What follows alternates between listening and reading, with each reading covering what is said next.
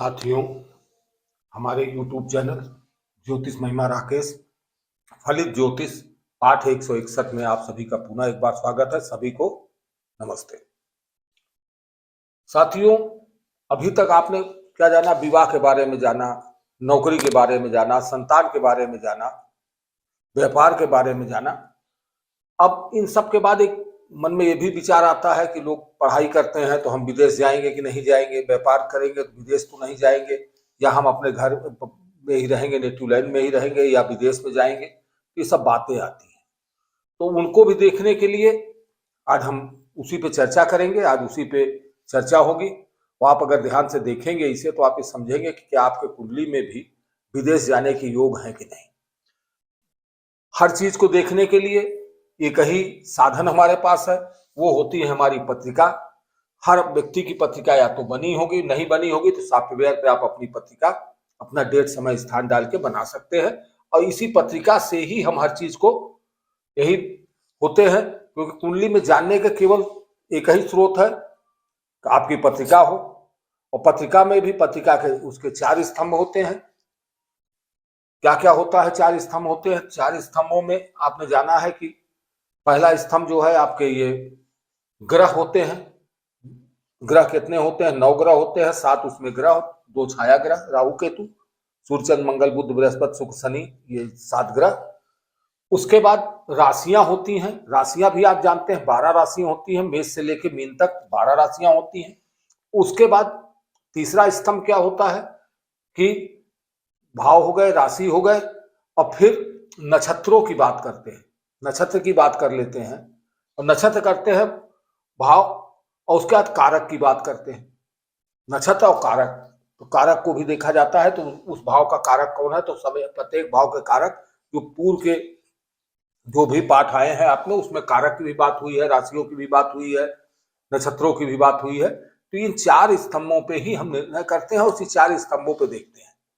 अब इस पत्रिका में हम समझने की कोशिश करते हैं कि अगर हम विदेश यात्रा की बात करते हैं तो विदेश यात्रा हम कहाँ से जानेंगे, तो कौन सा भाव हमको, ये 12 भाव है, 12 भाव में कौन सा भाव हमको विदेश यात्रा की ओर इंगित करता है। तो आप ये समझें कि 8वां भाव कुंडली का ये प्रथम भाव है, हमेशा ये प्रथम ही रहेगा, ये द्वितीय ही रहेगा, ये तृतीय रहेगा, ये चतुर्थ रहेगा, ये पंचम रहेगा, ये छठा, ये 7वां, ये 8वां, 9वां, 10वां, 11वां, 12वां। ये 12 भाव जो होते हैं, भाव कभी नहीं बदलते, ये हमेशा वही रहेंगे, चाहे हमारी कुंडली हो चाहे आपकी कुंडली हो, भाव यही रहेगा। इसमें राशियों का परिवर्तन होता है, राशियों की संख्या होती है, राशियों की संख्या ही परिवर्तित होकर 1 से लेके 12 भाव तक कोई भी राशि कि कोई भी राशि यहां भी हो सकती है, वही राशि यहां हो सकती है, वही राशि यहां हो सकती है, वही राशि यहां हो सकती है। तो राशि परिवर्तित होती है, तो ये आपने जाना।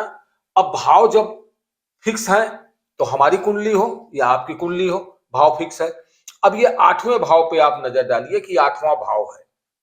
8वां भाव क्या दिखाता है? 8वां भाव नदी या समुद्र, नदी को, इसको छिद्र स्थान भी कहा जाता है। 8वां भाव आपने जाना है कि अचानक कोई भी चीज देने के लिए होता है। 8वें भाव से हम जो है गुप्त चीजों को जानते हैं, गुप्त ज्ञान को जानते हैं, तो गुप्त को जानते हैं, और इसे गड्ढा कहा जाता है, छिद्र स्थान कहा जाता है। तो छिद्र स्थान मतलब समुद्र का स्थान जो है, इसे समुद्र की जो है, समुद्र को, नदियों की विचार यहीं से किया जाता है, 8वें भाव से। हम विदेश जब भी जाएंगे तो विदेश जाते समय ज्यादातर आसपास गए तो विदेश की परिकल्पना पहले जो होती थी कुंडलियों में, पहले विदेश की परिकल्पना ये थी कि विदेश अगर हम अपने गांव को छोड़ के कहीं दूसरी जगह जाते थे तो उसे विदेश, यदि ये कहा जाता था कि नदियां जो होती थी, नदी को हमने पार कर लिया, किसी नदी को हमने जब पार किया और पार करने के बाद उस नदी के पार दूसरे जगह जाके हमने व्यापार करना शुरू किया, या वहां रहना शुरू किया, या वहां पे पढ़ाई शुरू किया, तो ये माना जाता था कि वही जो है विदेश होता था, क्योंकि साधन नहीं थे, बहुत दूरी थी। आज साधन चूंकि बहुत ज्यादा, ये कलयुग है, मशीनों का युग है, इसमें साधन बहुत ज्यादा बढ़ गए हैं, तरह तरह के साधन है, हवाई जहाज भी है, ट्रेन भी है, बस भी है, सब भी है, तो दूरी कवर करना हमको आसान हो गया है, हम बहुत दूर तक जा सकते हैं। तो समुद्र पार की भी बात यहीं से की जाती है, और समुद्र पार करने का मतलब कि विदेश जाना, समुद्र पार जाना है। अब 8वां भाव तो हमको ये बताता है कि समुद्र पार हम हो रहे हैं। 9वां भाव जो है, 9वां भाव जो हमारा होता है, नवा भाव हमको क्या बताता है, इसमें देखते क्या है, आप भाग को देखते हैं, वो देखते हैं। नवा भाव समुद्र के पार पहुंच गए भाई, आठवां भाव समुद्र है, समुद्र से या नदी के पार आप पहुंच गए, तो पार पहुंचने को ये दिखाता है। इसी भाव से भाग देखते हैं, इसी भाव से पिता को भी देखते हैं, इसी भाव से आप अपने जो है भाग पिता आदि को आपने यहां से देखते हैं। अब यहीं से हम किसको भी देखते हैं, यहां से समुद्र के पार जाना यानी विदेश जाने की बात भी यहीं से की जाती है। तो नौवां भाव, तो एक भाव तो हो गया है आपका कौन सा, आठवां भाव हुआ, एक भाव हो गया, नौवां भाव हुआ। तो आठवां भाव और नौवां भाव, इन दोनों भावों को जो है, अब फिर नौवें भाव से, क्योंकि लग्न से हम जो है अपने मकान की बात करते हैं, मकान भवन नगर की बात होती है, तो कहाँ होती है, 1 2 3 और 4 चौथे भाव से भवन भवन मकान नगर इन सब चीजों की बात यहां से होती है चौथे भाव से। तो नवम भाव से चौथा भाव कौन सा हुआ, नवम भाव, क्योंकि हम विदेश में पहुंच गए, तो विदेश में कहां पहुंचे, तो विदेश के नगर कहां होंगे, तो विदेश के नगर नवम भाव से चौथा भाव जो है, तो ये 12वां भाव। तो अब यहां से 4 देखिए, तो 1 2 3 और 4 चौथा भाव, तो विदेशों के नगर की बात करेंगे तो 12वां भाव। तो अब ये 3 चीजें आपको समझ में आई कि ये जो है 8वां भाव, 9वां भाव और 12वां भाव, ये क्या करता है, ये हमें विदेश जाने को दिखाता है। और इन्हीं तीनों भाव से हम समझेंगे कि कैसे हम इससे समझ जाएं कि हमको विदेश जाने के योग है या नहीं। अब दूसरी चीज आती है, एक तो ये है कि कौन इसको प्रभावी करता है, विदेश विदेश योग के लिए, योग के लिए लिख लें आप 8वां भाव, 8वां, 9वां और 12वां भाव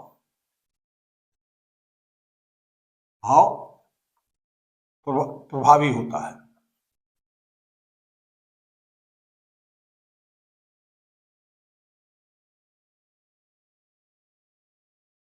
अब एक चीज तो आपने समझा कि विदेश के लिए क्या क्या होगा, कि 8वां भाव, 9वां भाव और 12वां भाव प्रभावी होगा, और इसी 8वें भाव और 9वें भाव और 12वें भाव से हम इसे समझेंगे। दूसरी चीज क्या है, एक चीज ये है कि ये आपको पूर्व के पाठों में पढ़ चुके हैं, चर राशि, अचर राशि, दो स्वभाव राशि। तो चर राशि कि ये 9वां भाव, एक चीज तो ये हो गई। दूसरी चीज क्या हो गई कि नवम भाव, नवम भाव तथा 12 भाव तथा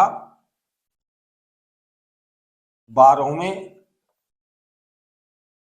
भाव में चर राशि हो, चर राशि हो, और इनके स्वामी, और इनके स्वामी भी चर राशि में।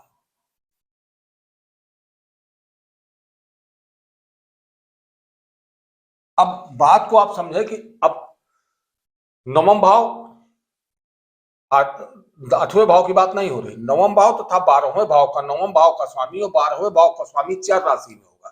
तो ये पूर्व में बता चुका हूं कि चर राशि कौन होती है, उसको आप समझ लें। चर राशि की बात जब आती है, चर राशि किसे कहते हैं, चर राशि पहली राशि जिसे मेष कहते हैं, दूसरी राशि वृष, अरे एक दूसरी राशि कर्क राशि, और तुला राशि, मकर राशि, ये चर राशियां होती हैं। अब चर राशि पूर्व के पाठों को आप पढ़ेंगे तो पूर्व के पाठों में आपको मिल जाएगा कि चर राशि तीन तरह की राशियां होती हैं। चर राशि होती है, अचर राशि होती है, द्विस्वभाव राशि। अचर राशि को, चर राशि और उसको स्थिर राशि भी कहते हैं, अचर राशि को। तो 1 4 7 10 चर राशि होती है, 2 5 8 11 जो है स्थिर राशि होती है, और 3 7 9 3, अब 1 4 7 10 चर राशि, 2 5 8 11 अचर राशि, और 3 6 9 12 जो होती है वो दो स्वभाव राशियां होती हैं। चर राशि का काम क्या होता है? चर राशि के मीन्स चलायमान चर से ही पता लगता है आपको, जो चलती फिरती रहे चलायमान। तो विदेश यात्रा करने की बात आएगी तो विदेश यात्रा में चर राशि का महत्व तो इसलिए हो जाता है क्योंकि चलना फिरना है और मन का भी दौड़ना। ये बताता है कि चर राशि वाला व्यक्ति जो है, यदि चर राशि में कोई व्यक्ति यदि उसके लग्न में चर राशि हो जाती है तो उसका स्वभाव क्या होता है, आप स्वभाव जानते हैं। तो चर राशि वाले व्यक्ति का स्वभाव कि स्थिर नहीं होता है, वो किसी बात पे स्थिर नहीं हो सकता है, वो बात अपनी बदलता रहेगा। दूसरे की सुन लिया, दूसरी बात उसी को मान लिया, अपनी बात कुछ कहा उसको छोड़ दिया, दूसरे की बात माना, दूसरे से सुन, तीसरे की सुना तो तीसरे की मान लिया। वो अपने विचारों को बदलता रहेगा, उसमें बदलाव आता है। इसीलिए यह चर राशि जो है, चर राशि हमको स्थिर नहीं रहने देती है। तो स्थिर न रहना तो अपने स्थान पर स्थिर नहीं रहेगा तो विदेश यात्रा करेगा, विदेश जाने की योग बनते हैं। अब ये दो चीजें आपने जाना, अब चर राशि को भी आपने समझ लिया। तो क्या हो गया, नवम भाव। और इसको भी और समझते हैं कि जैसे नवम भाव एक कुंडली बना लेते हैं कि पिछली बार हमने मिथुन लग्न की कुंडली बनाई थी, आज हम कर्क लग्न की बना लेना है। 4 5। अब कुंडली भी आप जानते हैं कि कैसे बनती है। कोई भी लग्न होगा, जो लग्न होगा लग्न से एंटी क्लॉकवाइज चलते जाएंगे। तो यहाँ मान लीजिए कर्क लग्न की कुंडली है तो कर्क 5, तो यहाँ 6 हो जाएगा, यहाँ 7 हो जाएगा, यहाँ 8 होगा, यहाँ 9 हो जाएगा, यहाँ 10, यहाँ 11, यहाँ 12, यहाँ 1, यहाँ 2 और यहाँ 3। अब जब कुंडली हम बना लेंगे तो कुंडली से जो है आपको समझ में आएगा कि ये कैसे होगा। अब विदेश योग के लिए 8वां 9वां 12वां भाव प्रभावी होता ही, आपने जान लिया कि 8वां भाव 9वां भाव और 12वां भाव ये प्रभावी हो गया। 9वां भाव तथा 12वें भाव में चर राशि हो और उनके स्वामी भी चर राशि में हो। तो राशि कौन सी है? चर राशि। अब यहाँ चर राशि क्या हो रही है, अब आप देखिए, हमने लिखा है 1 4 7 10 चर राशि है, तो यहाँ पे तो चर राशि बन रही है, यहाँ पे तो ये चर राशि हो रही, लेकिन क्या यहाँ चर राशि है? यहाँ नहीं है। तो कह रहा है, और यहाँ पे क्या है? यहाँ पे भी चर राशि नहीं है। तो कह रहा है कि 9वें ये चर राशि, यहाँ 1 4 7 है, यहाँ चर राशि है, यहाँ चर राशि है, यहाँ चर राशि है, यहाँ चर राशि है। अब कौन सी कुंडली होगी? अब आप ध्यान दें कि जिनमें चर राशि होगी, जब भी कुंडली की बात आएगी तो यही 1 4 7 10 इसमें 1 लिखा हो, 1 4 7 10 लिखा हो, इसमें 1 4 7 10 लिखा हो, मतलब कुंडली जो अलग अलग आएगी तो उन्हीं कुंडलियों में ये योग जो है ज्यादा प्रभावी होंगे जिनमें 1 4 7 10 आएगा। अब वो कुंडली कौन कौन सी होंगी? अब ये आप समझिए 1 4 7 और 10, ये 12 की जगह 1 4 7 10 यहां लिखा हो, या 1 4 7 10, तो कौन कौन सी राशि हुई? मेष राशि, वृष राशि, मेष, कर्क, तुला और मकर राशि। तो इनमें से कोई राशि इसमें हो या इसमें हो। और फिर इनके स्वामी की बात आती है, ये राशि हो और इनका स्वामी भी चर राशि में हो। तो इनके स्वामी मान लीजिए यहाँ पे ये 12 नहीं रहा, यहाँ 3 नहीं रहा, यहाँ 4 रहा, और 5 6 7 तो यहाँ पे 7 हो जाएगा, तो ये भी चर राशि में हो जाएगा, ये भी चर राशि में हो जाएगा, 7वीं राशि आ गई। या यहाँ पे 1 लिखा हो, यहाँ 1 हो जाए, पहली राशि हो जाए, तो 1 2 3 4, तो ये चौथी राशि अपने यहाँ पे चौथा खाना है तो बन जाएगी। 4 यहाँ हो जाएगा, आप देखिए क्या क्या हो जाएगा, यहाँ पे 4 कर्क हो जाए तो 4 5 6 और 7, तो यहाँ 7 हो जाएगा, और यहाँ पे 10 हो जाएगा, तो 10 11 12 और 1, तो ये संभव ही है कि जब चर राशि एक भाव में होगा तो दूसरे में भी चर राशि होगी। लेकिन दूसरी शर्त की बात क्या हो रही है इसमें कि इनके स्वामी भी चर राशि में हो। अब कुंडली यही कर ले, हम एक चर राशि की कुंडली अब हम बना लेते हैं जिससे आपको जो समझने में आसानी हो जाए।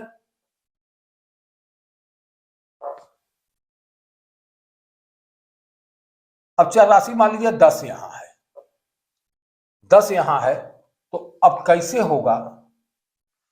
10 यहां है तो 11 यहां एंटी क्लॉकवाइज चलना है, तो इसमें 11 होगा, इसमें 12 होगा, इसमें 1 होगा, इसमें 2 होगा, इसमें 3 होगा, यहाँ 4 होगा, यहाँ 5 होगा, यहाँ 6, यहाँ 7, यहाँ 8, यहाँ 9, ये 10 और 11।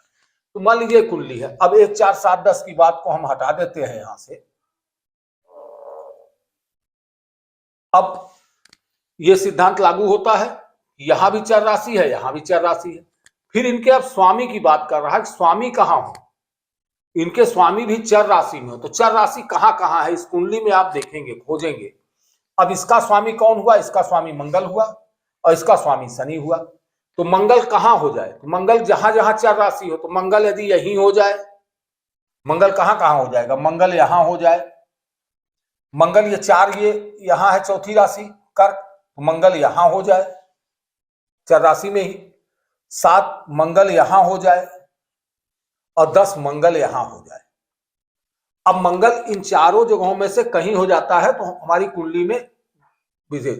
तो अब बात कर रहे हैं नवम भाव तथा 12वें भाव का स्वामी चर राशि में। तो एक चीज तो आपकी हो गई, ये कहां का स्वामी हुआ, 12वें भाव का, और नवम भाव का स्वामी ये भी चर राशि में चला जाए। तो 10 शनि जो है, शनि कहां हो जाए, तो शनि यहां हो जाए, इन्हीं जगहों में शनि भी हो जाए, यहां शनि हो जाए क्योंकि इसका स्वामी शनि है, यहां शनि हो जाए और यहां शनि हो जाए। तो जब ऐसी स्थिति बनेगी कि इसका स्वामी और 12वें भाव का स्वामी दोनों जो है चर राशि में हो, दोनों भाव जो है चर राशि, भाव चर राशि हो और भाव का स्वामी भी चर राशि में हो, तो विदेश का योग बनेगा। अब ये तो हो गया, एक सिद्धांत हो गया। इस सिद्धांत आपने समझा कि इस सिद्धांत से लॉजिक है कि इस लॉजिक से जो है ये होता है। अब इन्हीं का समावेश होगा जो योग कुंडली में बनेंगे। अब योग की भी बात कर लेते हैं, कुंडली में योग की। अब ये तो कुछ ही कुंडलियों में बनेगा, बाकी कुंडली वालों में क्या विदेश का योग नहीं होगा, ऐसा नहीं है, बाकी कुंडली में होगा उसमें भी, लेकिन इन चीजों का समावेश आएगा।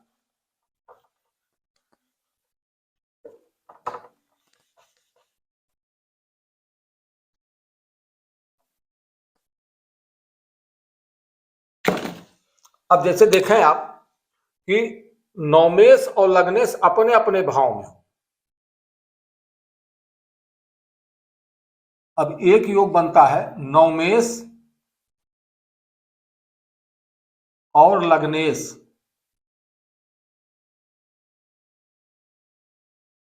लग्नेश अपने अपने भाव में।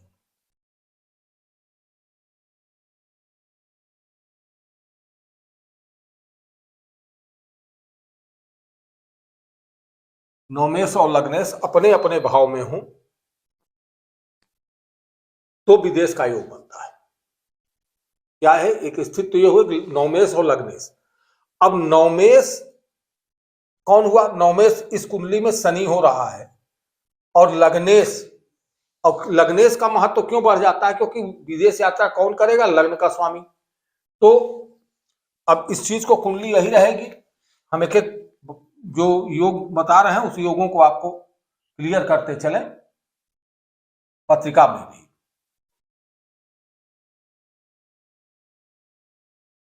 अब नवमेश और लग्नेश, तो नवमेश कौन हुआ, नवमेश जो हुआ ये हुआ, नवमेश कौन हुआ, यहां शनि हुआ नवमेश, और लग्नेश कौन हुआ, लग्नेश जो है ये शुक्र हुआ, लग्नेश कौन हुआ, शुक्र हुआ। अब दोनों की बात कर रहा है कि नवमेश और लग्नेश अपने अपने भाव में हो। तो नवमेश कहां है, नवमेश जो है यहीं बैठा हो, यानी शनि यहां हो, और लग्नेश, लग्न का स्वामी शुक्र, शुक्र जो है यहां हो। तो जब ये स्थिति बनेगी, लग्नेश और नवमेश अपने स्थिति में बनेंगे कि अपने भाव में हो, तो क्या हुआ क्या, और इसकी लॉजिक भी समझे आप। इसका लॉजिक ये कहता है कि नवमेश नवम भाव का स्वामी अपने भाव में बैठा है और लग्नेश अपने भाव में बैठा है। तो अपने भाव में बैठा है तो नवम का स्वामी कहाँ गया, विदेश में ही बैठा है। विदेश में बैठा है तो कौन, किसका स्वामी, इसका जो है लग्नेश का नवम भाव में भाग में कौन बैठा हुआ है, जो विदेश जाने के, यहाँ का स्वामी यहीं बैठ गया है। तो स्वामी यहीं बैठ गया है तो विदेश में ही बैठा है, तो वो विदेश जाने का योग बनेगा। दूसरा योग आप समझे, दूसरा योग जो है नवमेश लग्न में तथा लग्नेश नवम भाव में, इसी का फर्क हो जाता है। नवमेष लग्न में लग्नेश नवम भाव में,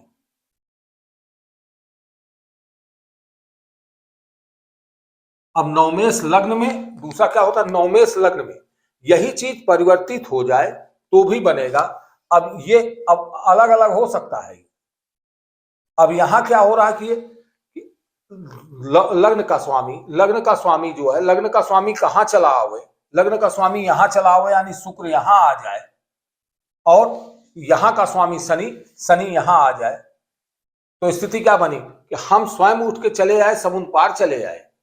हमारा यहाँ का स्वामी जो है, जो विदेश जाने का योग बना रहा है, वो हमारे लग्न में बैठा है, तो भी जो है एक योग ये भी बनेगा।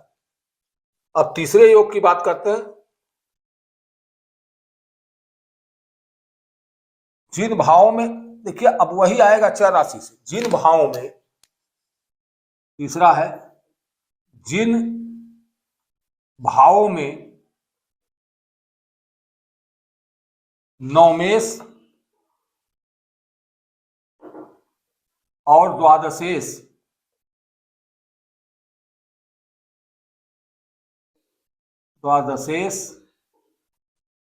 बैठे हों, वह चर राशि हो। और चर की बात देखिए फिर आ गई। अब नवमेष द्वादशेष, पहले में आपने देखा था कि नवम भाव का स्वामी और द्वादश भाव का स्वामी सागरी है, इन दो भावों की बात हो रही है कि नवमेष और द्वादशेष। तो नवमेष जहां लिखा है, नवमेष नवम भाव का स्वामी हुआ, तो नवम भाव का स्वामी कौन हुआ, शनि हुआ। और द्वादशेष कौन हुआ, द्वादशेष भाव का स्वामी कौन हुआ, मंगल हुआ। अब इस योग में क्या कह रहा है कि नवमेष और द्वादशेष जहां बैठे हों, एक कुंडली में जहां भी बैठे हों, वहां चर राशि हो। यानी इसको इस तरह से कह लीजिए कि जहां बैठे हो वहां चर राशि हो, या ये चर राशि में हो। नवमेष और द्वादशेष चर राशि में चले जाए, जो पहले में आ रहा था कि भाव में, यहां पे आया था ना कि चर राशि में हो, पहले जो बताए थे कि कैसे। अब चर राशि में कहां कहां जाएंगे, शनि मंगल कहां कहां चले जाए, कि जहां बैठे शनि मंगल यहां बैठ जाए, मान लीजिए ये चर राशि एक है, शनि और मंगल यहां बैठ जाए, शनि मंगल यहां बैठ जाए, शनि मंगल यहां बैठ जाए, और शनि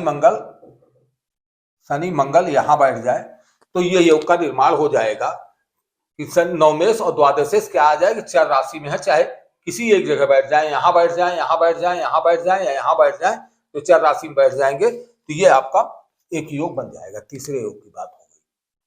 अब चौथे योग की बात कर लेते हैं।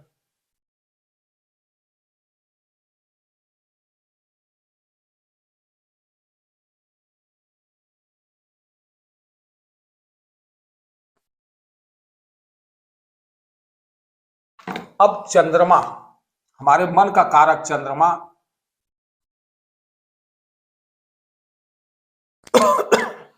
चंद्रमा चर राशि में हो, चर राशि में हो, मन हमारा क्या है, चलायमान हो, मन चर राशि में हो, और क्या हो, नवम और द्वादश भाव से संबंध हो, नवम या द्वादश भाव से संबंध हो। अब ऐसी स्थिति कब बनेगी, चंद्रमा चर राशि में हो और नवम और द्वादश भाव संबंध हो। संबंधों की बात करते हैं, संबंध जो है कई तरीके के होते हैं। संबंध एक तो संबंध जो है युति का होता है कि वहां बैठा हो स्थिति, दूसरी जो है युति हो, तो युति, देखिए एक संबंध क्या क्या होते हैं, संबंध की बात जब भी आती है तो संबंध किस तरीके से बनते हैं। एक तो होती है युति मतलब इन भावों के स्वामी के साथ बैठे हों, एक चीज हो गई। दूसरी चीज हो गई दृष्टि।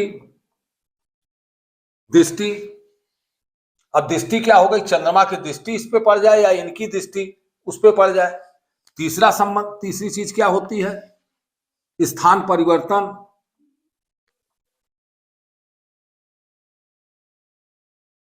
स्थान परिवर्तन, इनके घर में चंद्रमा आ जाए और चंद्रमा के घर में वो चले जाए। अभी हम आगे इसको क्लियर कर देते हैं।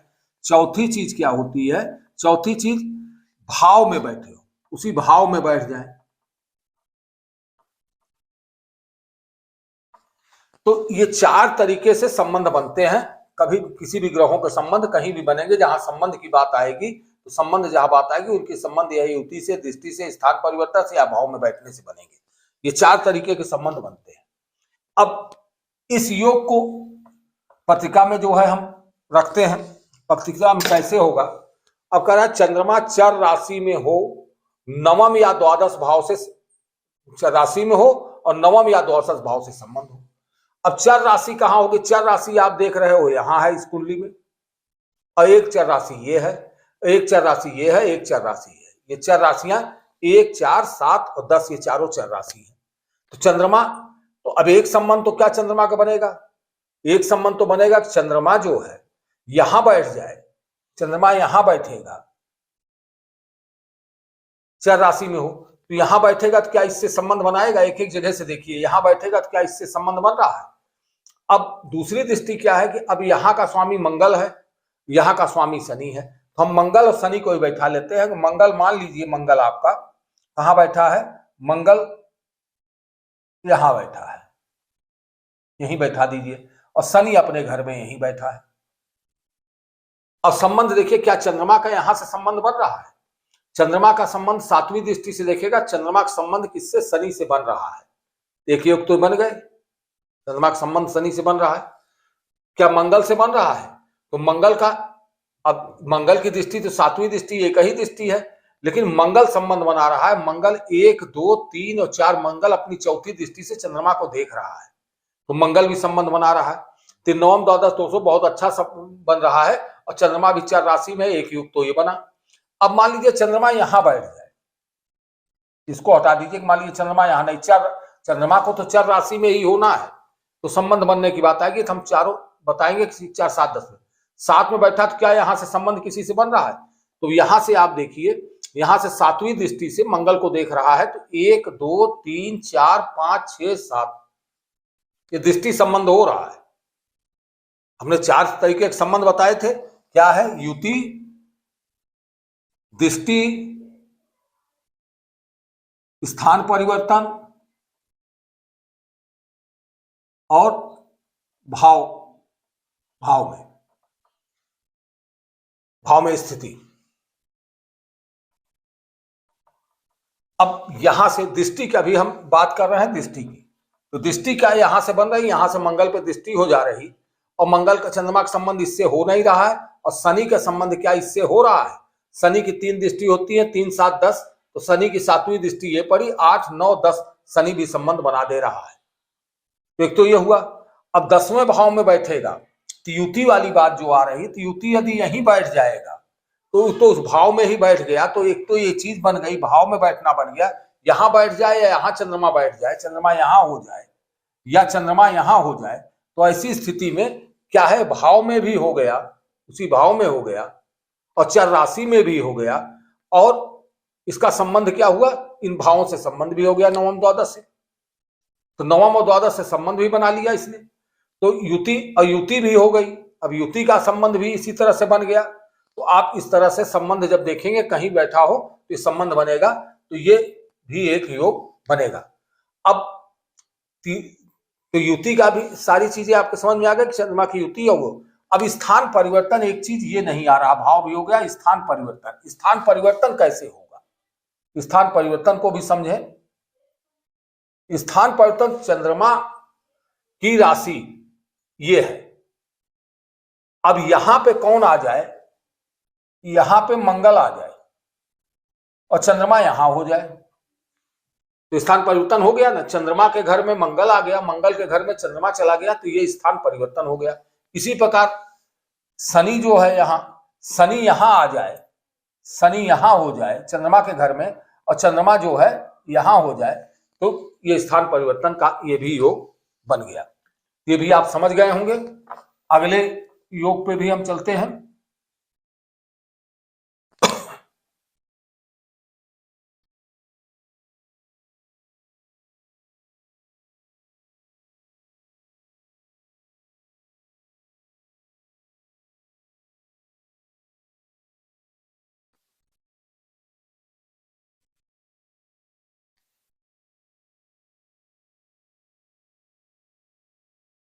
पांचवा लग्न की बात आती है। लग्न व लग्नेश चर राशि में, बात चर ही की आएगी, चर राशि में हूं और चर राशि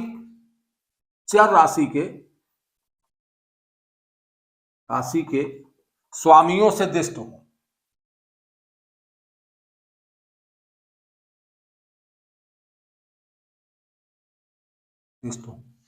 अब कह रहा लग्न व लग्नेश, लग्न व लग्नेश, लग्न हो चर राशि का और लग्न नहीं है तो यहां का स्वामी कौन हुआ? शुक्र। या तो लग्न ही चर राशि का होता है, 1 4 7 10 होती लग्न होती, तो यहां का स्वामी शुक्र हुआ। अब शुक्र क्या कह रहा है कि लग्न व लग्नेश, लग्न या लग्नेश जो है चर राशि में हूं, तो लग्न चर राशि का नहीं है, इस कुंडली में चर राशि का यदि यहाँ 1 लिखा होता, 4 लिखा होता, 7 लिखा होता, 10 तो लग्न चर राशि में हो जाता सीधे सीधे। अब लग्नेश की ये नहीं है तो नहीं है। अब लग्नेश इसका शुक्र हुआ, अब शुक्र चर राशि में आ जाए तो शुक्र कहां आ जाए? शुक्र यहां आ जाए, शुक्र यहां आ जाए, शुक्र यहां आ जाए और शुक्र यहां आ जाए।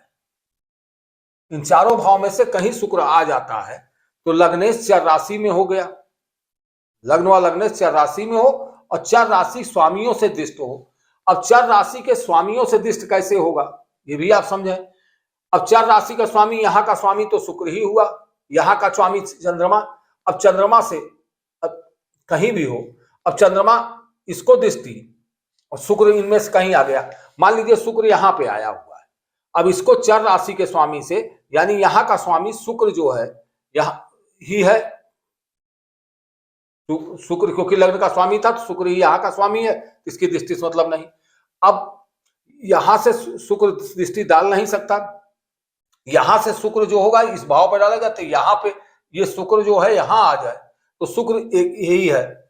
अब इसमें शुक्र ही है तो शुक्र की दृष्टि पड़ेगी, तो दृष्टि जहां से हो तो शुक्र की एक ही दृष्टि होती है, जैसे मंगल की 4 दृष्टि होती है, मंगल की 3 दृष्टियां होती हैं और गुरु की जो है 3 दृष्टियां होती हैं, शनि की 3 दृष्टियां होती हैं। तो ये 3 लोगों की दृष्टियां होती है तो उनकी दृष्टियां अलग अलग भाव से पड़ेंगी, तो दृष्टियां संबंध जो है तो पूर्व के पाठों में बताया जा चुका है कि दृष्टि संबंध कैसे दृष्टि होता है, अभी बताए हैं कि कैसे कैसे दृष्टि डालेंगे, तो वो अपनी अपनी दृष्टियां डालेंगे।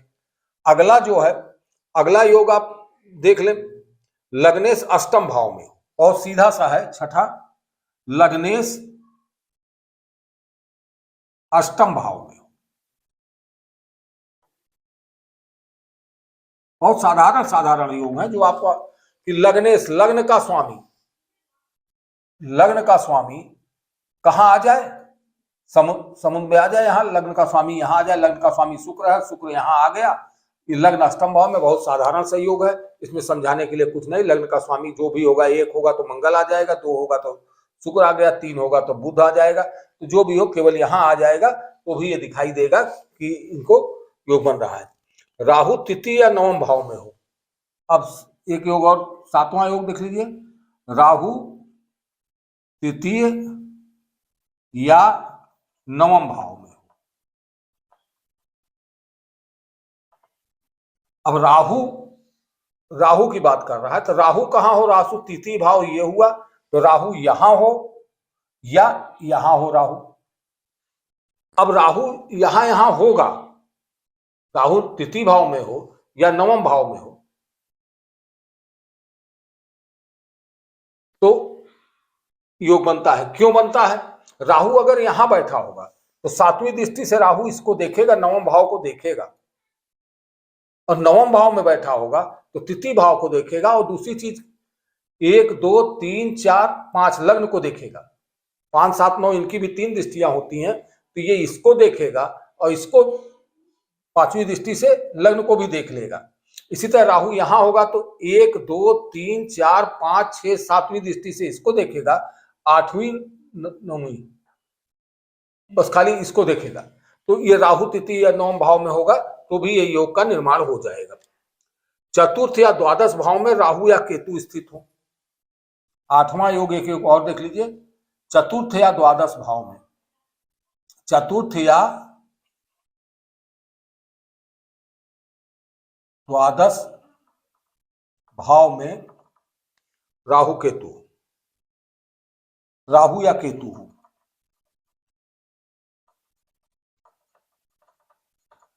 चतुर्थ या द्वादश भाव। तो चतुर्थ भाव क्या है? चतुर्थ भाव यह है राहु या केतु चतुर्थ और द्वादश यहां बैठे हो राहु, या यहां बैठे हो, या केतु भी, केतु यहां बैठे हो, यहां बैठे हो, राहु केतु में से कोई भी यहां बैठा हो तो ये जो है योग बन जाएगा, विदेश जाने के होगा, क्योंकि राहु केतु जो है विदेश। तो ये योग आपने 8 योग समझा, कल कुछ योगों पे और चर्चा करेंगे। आज के लिए इतना ही, सभी को नमस्ते, धन्यवाद।